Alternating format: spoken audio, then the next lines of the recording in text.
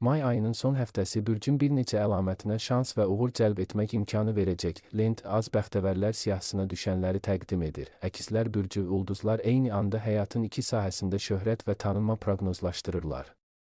Ünsiyyətçiliyiniz həm yaradıcılıqda, həm də işdə müsbət rəylər almağa imkan verəcək. Öz bacarıqlarınızı peşəkar və şəxsi həyatınızda nümayiş etdirməkdən çəkinməyin.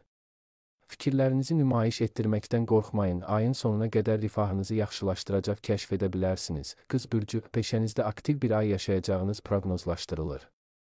Çox iş olacaq, amma eyni zamanda iş yükünüz inanılmaz maliyyə nəticələri gətirəcək. Kimsə pul qazanmaq üçün əlavə bir layihə təklif edirsə, onunla qeyd yanaşmayın.